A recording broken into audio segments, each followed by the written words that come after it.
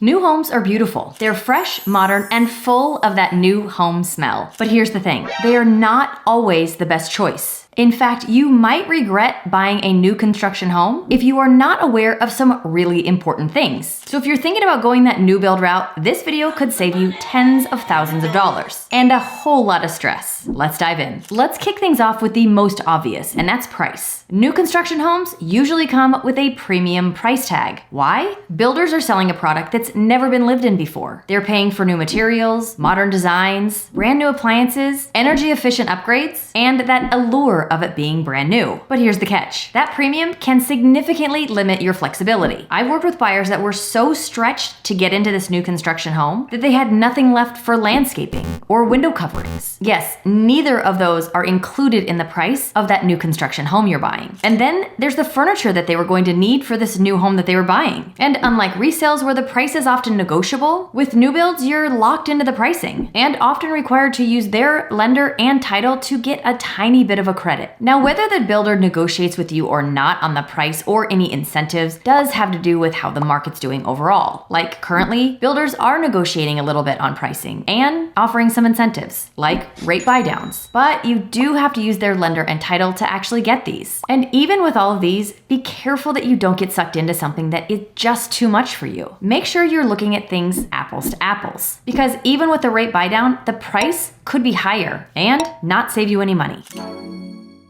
Now, speaking of negotiation, with resale homes, there's often some wiggle room. You can negotiate on the price, ask the seller for some concessions, or even get repairs covered. But with builders, not so much. Most builders set their prices on margins and the comps within their own development. If you ask for a price reduction, they will often tell you politely, no. They want to maintain the value of those unsold homes within that community. And while some may offer small incentives like covering closing costs, those are also going to be tied to using their lender. Now, if the builder has homes that are completed and just sitting there, this is usually your biggest opportunity for any type of negotiation. See, those homes need to be sold. And if that means they have to lower the price a little bit to get them sold, or maybe do something like give you a credit to add window coverings to get the home sold, they will do it. But if you want to pick everything, the amount that you can actually negotiate is going to be limited. Bottom line here, you are negotiating with a corporation, not with a motivated homeowner. It is a very different ballgame.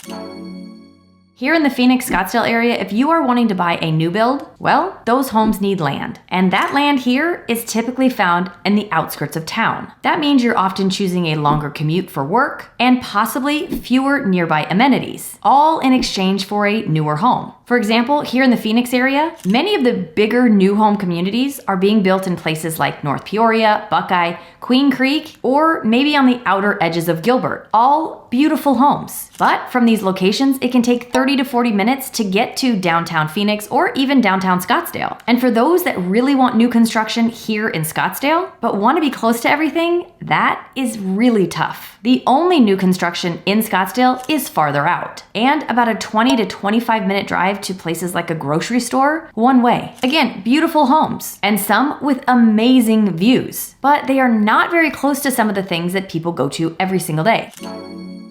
Now, here's a scenario that I have seen play out way too many times. A buyer signs a contract in April, expecting to move in by October, November. October comes, and there's a delay. No problem. They had anticipated possibility of that. November comes, another delay. Suddenly, major stress to figure out where they're going to live. Or do they have to move in with family? Delays are common in new construction for a multitude of reasons. It has gotten better since the peak of the pandemic, but it is still a reality. Some builders will give you an estimated completion date, like 6 to 9 months, but that is not a guarantee. I always advise clients to build in a buffer of 30 to 60 days and avoid setting hard deadlines, like when you have to be out of the rental you're living in while your new home is being built. The best thing is to have some flexibility with these timelines.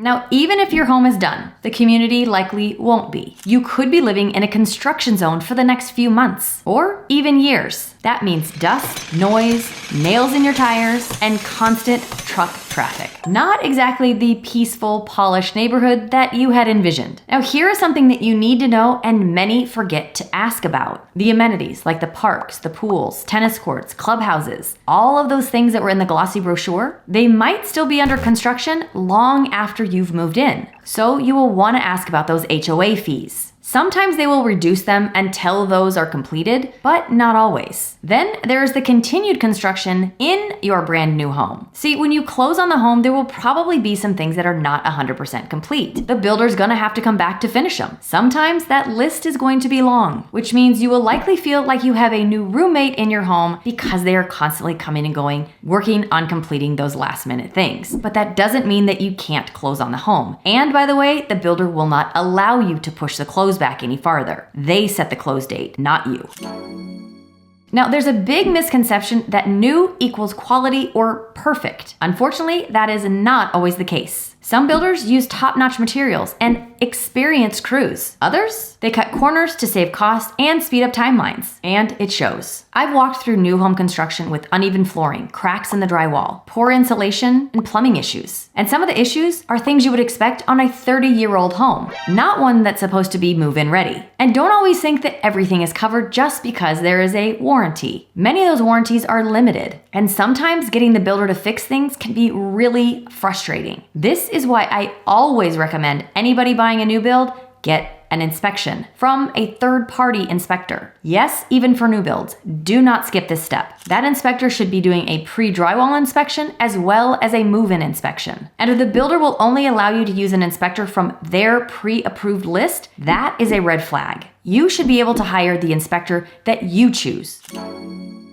Now, have you ever walked through a model home and thought to yourself, wow, this is beautiful? Then looked at the price sheet and thought to yourself, I can have all of this for this price? That's intentional. What you're seeing is often loaded with upgrades. Anywhere from $100,000 to over $500,000 can be included in the model home you're walking through. Things like flooring, countertops, cabinetry, woodwork all throughout the house, designer lighting. I mean, some of the details that they put in these model homes, if you go to ask for it, if you're gonna buy the house, the builder will just say, we don't do that anymore. They go to that level of detail to create the emotion to make you fall in love. But see, all those finishes are not included in the base price. What starts as about a $750,000 home can easily climb to about $925,000 or more, just by adding all the things that they included in the model. And oftentimes when you go to the design center to see what is included in the home, you also get to see everything else that you can select. And I've seen many people, even if they're trying to be careful with their budget, get carried away. And the problem is you don't know what the cost is going to be ultimately until you go through that entire process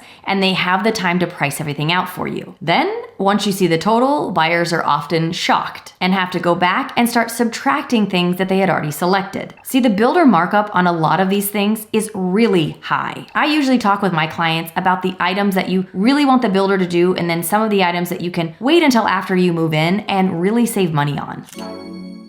Many of the modern developments mean more homes on less land. Buyers need and want to maximize the number of homes that they put within a community so they can increase their profit. And that can mean smaller yards and smaller setbacks between the homes, especially if you value outdoor entertaining, space for your kids and pets, or even just a little elbow room. This is just something you need to be aware of when you're out looking, because again, oftentimes these models get put on some of their larger lots. I like to go mark where the back of the house is going to be on a lot my clients are interested in, so we can actually see this is the back of the house, this is where the back of the wall is going to be for your yard. And if a community already has some homes that are under construction, I like to physically go look at the homes so you can actually get a really good sense of how big those yards are going to be.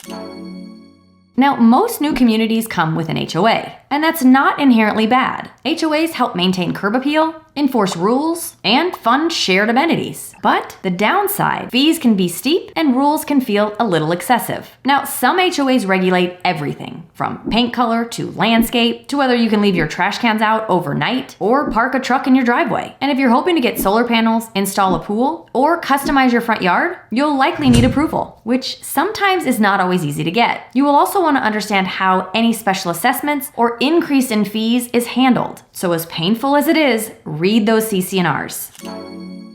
Now, when you buy a new build in an early phase, The amount of appreciation you gain over the time the community is being built is really going to depend on how the market's doing overall. Your home's value could plateau while the community is being built out. Or if the market's really good and you buy early in the community, you could ride the wave of the prices increasing, which helps your home appreciate really quickly. Now, with the new construction, you have all those pretty models, which allows you to see yourself living in the home and in the community, and that's the intent. All to create the motion to hook you into wanting to live there. The builders also have a marketing machine behind them, with flags and signage directing people to their communities, which resale homes just don't have. But you have to be cautious of all of this, because a resale home might be a better deal for you. You might be able to negotiate more. You can absolutely set the date that you're going to move in, so there's no stress there. And this means you can actually make a plan. And if you're planning to stay short term in the home, with new builds, be extra cautious of this. You may not see the return you were hoping for a longer time. But the reality is, with resale, that can also be true. With new construction, you don't always automatically get this huge appreciation in a short period of time. And that's something you just need to be aware of. Now, if you'd like to see all the homes you really need to avoid buying, you're gonna wanna watch this video.